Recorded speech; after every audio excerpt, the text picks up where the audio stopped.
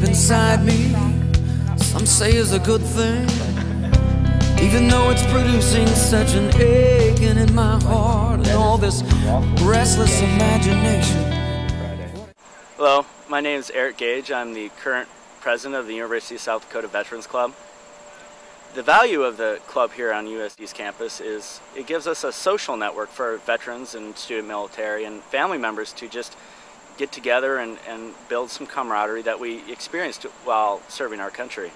The most difficult thing since I've been back from the military is finding camaraderie, finding commitment from the people that I associate a lot with here in the civilian or college life. When I was in the Army, things were organized, people were committed, you could trust what people were going to do the very next day.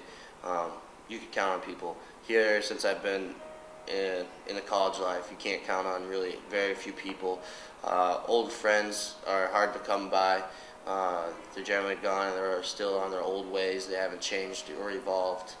When I first came back, the most challenging experience was trying to figure out who I needed to get my benefits started. And then once I could get it started, they came in fine. I didn't have a big problem with that. It took a few days, but the process it normally takes a little while. There is a lot of moving around when you're in the military, and you find that when you get on a base that those folks become your family, and you know where everything is on a base. You know where to go to get help, and I think that's a real struggle for folks who are coming out of the military. When they come on campus, they don't know how to navigate. They don't know who's the person to talk to. And I think that needs to be really clear, who they need to talk to. For students coming on campus, they need that sense of family. They need that sense of camaraderie.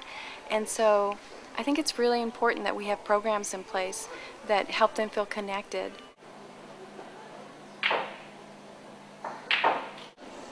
So what types of classroom experiences create discomfort for student veterans? Well, there's quite a few things. First of all is probably the age ratio of most returning student veterans. Some of us tend to be non-traditional students, probably 23 to 35, and when we come into an institution of post-secondary education, it's hard because there's the age gap, there's the maturity gap. The most difficult things about classroom experiences since I've returned hasn't been much that I've experienced, but I know that I've heard of many experiences from other soldiers that they have a difficulty of sitting in front of a classroom with a lot of people behind them. They have a problem with sitting in front of their back towards the entryway or any doors. Unlike regular students, student veterans have a problem focusing on their studies is because of the background noise and what's going on. They're really aware of their surroundings. They have to be more vigilant and see everything. Like, say, if you see a curtain move in the breeze, they have to move their head, look at it, or a book drops on the ground, it's a really loud noise. Most everyone would look, but regular students can go back and focus on their studies. Student veterans are continually still looking around like, is it going to happen again? Or what's going to happen? Because that's how they're trained. We just don't know when we come home that we have a disability. And it's hard to admit to ourselves that something's wrong or to reach out for help when we need it. There's a stigma by reaching out to people or to the VA for help. Often if we don't have a disability diagnosed beforehand, like a learning disability, we don't understand how anxiety or depression or insomnia can affect our academic performance.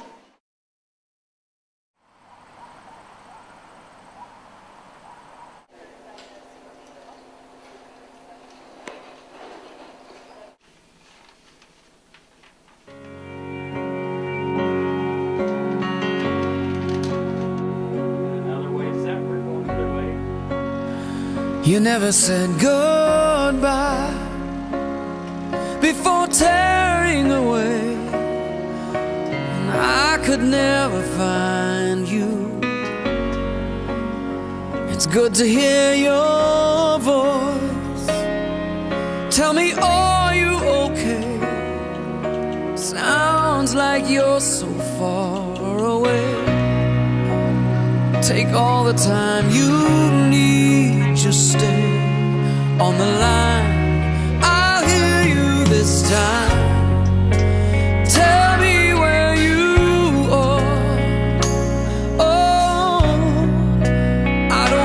you to feel lost forever.